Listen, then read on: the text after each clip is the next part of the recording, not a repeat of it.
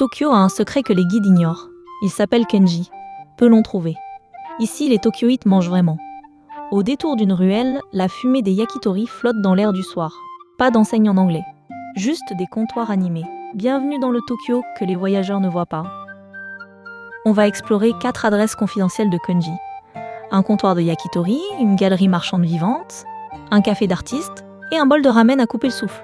Ce carnet de voyage, c'est le Kenji des gens d'ici. Torijin, le comptoir où les habitués posent leur manteau chaque soir. 10 places à peine, le charbon rougeoie, les brochettes grésillent. La fumée monte lentement, chargée de soja et de mirin caramélisé. Le patron ne lève pas les yeux, il retourne les brochettes avec précision. Autour du comptoir, on parle peu, on mange, on boit, on s'attarde. C'est une adresse de quartier, fidèle à elle-même depuis des décennies. Pas de menu illustré, on commande en pointant, en souriant, bière froide, brochette dorée, le temps suspendu. Torijin ne cherche pas à plaire aux étrangers, c'est sa force.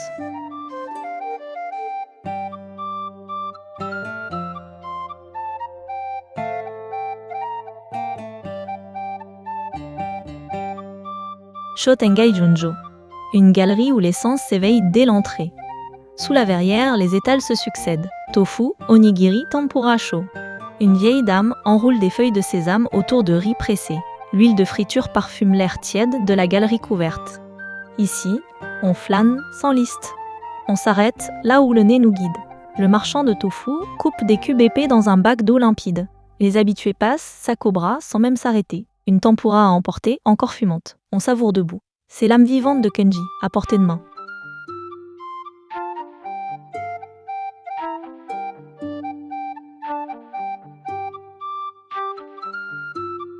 Café Neko se cache derrière une porte en bois à peine visible. À l'intérieur, l'odeur du café de spécialité enveloppe la pièce entière. Des artistes de Kenji s'y retrouvent, carnet ouvert, tasse en main. La vieille maison craque doucement. La lumière filtre sur le comptoir.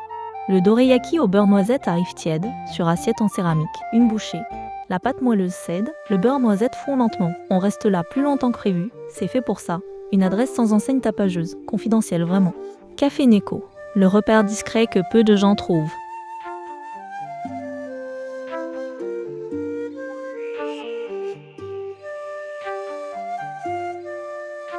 Nakamura prépare le ramen le plus honnête que Kenji ait jamais servi. Clair, translucide. Ce bouillon de poulet est une promesse tenue. Les nouilles maison ondulent dans le bol, fermes et soyeuses à la fois. Le chachou fond au moindre contact. On pose les baguettes, on reprend. Nakamura ne sert qu'un nombre limité de bols. La file arrive tôt. Pas de décor superflu. Juste le comptoir, les bols et le silence. Chaque gorgée confirme pourquoi les files se forment ici. Le ramen shio de Nakamura. Sobre, précis, inoubliable. Pour des endroits comme celui-ci, on traverse des océans.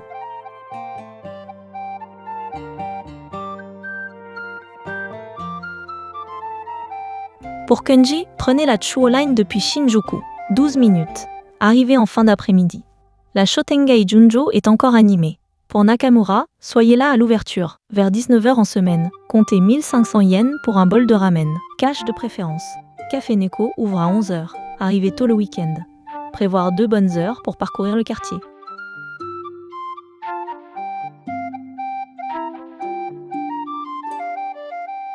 Pour dormir à Kenji, quelques petits hôtels, le caractère s'y trouve. Des guest houses tenus par des familles bordent les ruelles du quartier. Se réveiller ici, c'est vivre le quartier au petit matin.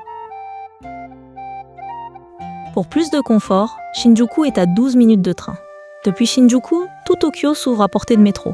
Mais revenir à Kenji le soir reste le meilleur choix. Kenji, c'est Tokyo sans phare. Brut, vivant, parfaitement lui-même. Ces 4 adresses ne figurent dans aucun guide. Notez-les bien. Si ce carnet vous a plu, abonnez-vous à Vadrouille. Chaque semaine, un quartier oublié, une nouvelle flânerie. La prochaine escale commence dès que tu t'abonnes.